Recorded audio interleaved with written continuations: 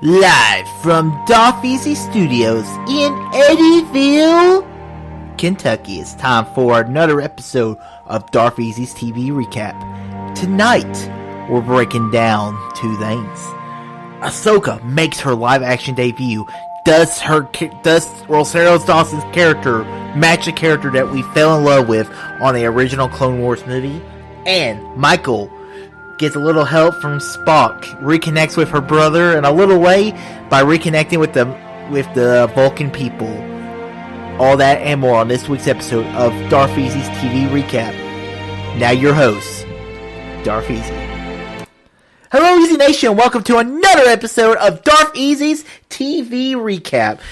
So this is a little late. Just been kind of, I'm going to say busy, but really just been lazy. I've been playing some video games, and I'm getting ready to do another game corner, which I haven't done one in a while. It'll be my first game corner that's not an Assassin's Creed, so that's going to be kind of fun to do. But no, this is my TV recap. I watched the Mandalorian episode the week it came out. I just was like, I need to watch Star Trek. Okay, I need to watch Star Trek. And today I was like, we gotta watch Star Trek because I'm already a week behind on TV recap. And so yeah, let's get right to it. So first off, let's talk about Star Trek Discovery, Season 3, Episode 7, Unification 3. So this episode, Michael finds some more proof about the burn, and she has to go to Vulcan. And about this thing that the Federation has, and they need to go to Vulcan to get the research so they can match it, so they can try to find the original source of the burn. And the Vulcans, for like hundreds of years since the burn, have thought they were the ones that caused the burn because of the technology that the Federation was causing them to do. And, but really that's not really the case because the point of origin is somewhere else, but they need their research in order to pinpoint the location of where the burn actually started. So that was very interesting part of the episode. So Michael has to return to Vulcan, and the only way they can communicate with the Federation or with the Vulcan or what the new planet is called, Navarro. I mean, it's not Navarro because that's what it is in Star Wars, but basically Spock had this mission to reunite the two Vulcan clans, the Vulcans and the Romulans. And that's kind of, I found that very, very interesting in this episode of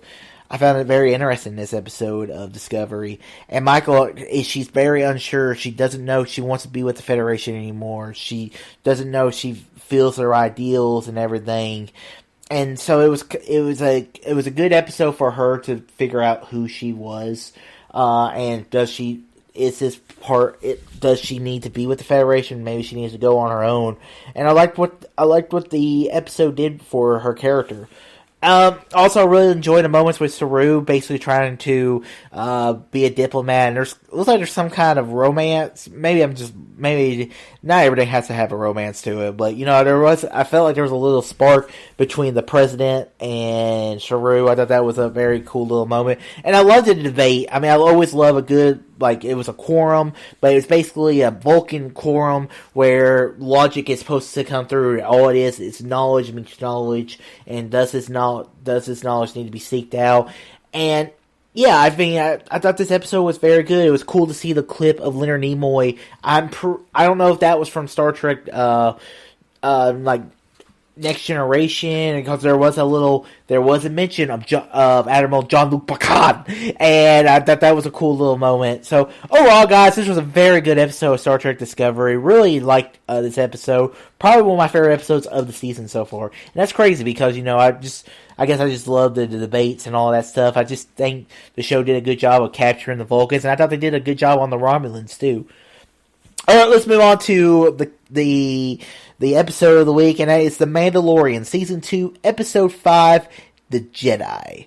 So, you think the episode's like, okay, it's going to hide Ahsoka the whole episode. Maybe we're going to get 2 episodes of Ahsoka, but no, they show Ahsoka right at the beginning of the episode. You see her she's kind of like a Batman, this episode feels very much like a Akira Kurosawa movie.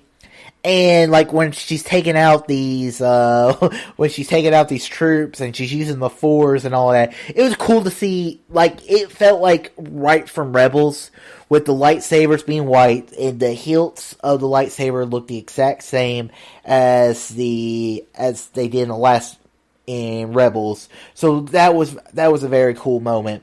And I thought Rosario Dawson did a beautiful job of capturing the character that we all fell in love with on the TV show, on the Clone Wars and Rebels. Because I've always been on record, and back when I did the Easy K show, I was always on record saying I never want to see a live-action Ahsoka movie, or her in live action, because I always felt Ashley Eckstein was Ahsoka. And I did feel Rosario Dawson did a wonderful job playing that character.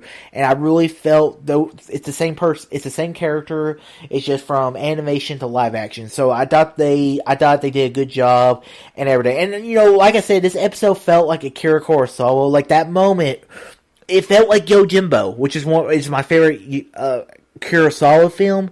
That moment when Ahsoka, she's in the town, and you have the entire gang coming to meet her, basically. And it like I said, it just felt like great a Kurosawa. And, you know, Filoni was, who directed this episode, cool little loft cat little moment. You're just like, oh, that's awesome.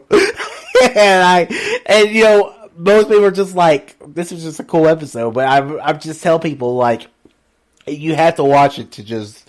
You have to watch Rebels. You gotta watch Clone Wars to really appreciate this show as much as I do, because I love this episode. And also, and then there's the other stuff talking about. I mean, this episode had opened up so many questions. Like, we find out more about the child, how we find out his name. His name is Grogu. He was a Padawan at the Jedi Temple on Coruscant.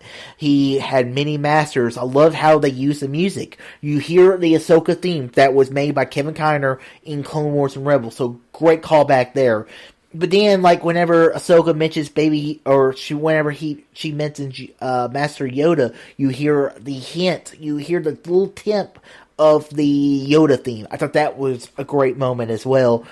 And then how he was saved, and how they need to go to Typhon. But then, like, whenever she's fighting the Imperial, or not the Imperial, but the woman who's been building ships for the Empire, and she said, "Where is your master? Where is Grand Admiral Thrawn?" I'm like, are we going to see a Grand Admiral Thrawn in Mandalorian? I'm totally buying, because I really do believe the Jedi that we're going to see in Mandalorian will be Ezra Bridger. Now, it'd be great. I mean, there's so many characters you could. What I'd like to see is if I see a Sebastian Stan come out, unhood, and go with the same garb from Return of the Jedi. It's like, hello, I'm Luke Skywalker. And I mean, that'd be such a great moment. I don't think we'll see the Jedi. I don't think we'll see a Jedi at the end of the season. I just don't believe we will. I think maybe we'll see one in season 3, but maybe we'll see him at the end of the season. And maybe that's the moment where we have to let Grogu go. And I think that'd be a cool little Star Wars moment. And but guys, overall this episode's great. I thought the show did a great job doing Ahsoka, her story and everything. I just thought the show was good. I could totally watch a spinoff of this series with Ahsoka. Maybe they won't do that. Maybe we'll see Ahsoka more as the series goes along. I love the show and did a good job. So yeah, guys, that ends this episode of Darth Easy's TV Recap. Hope you guys enjoyed this week's episode. I'll have another episode probably in a couple days once I watch last week's televisions and TV, and that'll come out eventually. So guys, until next time, all too easy.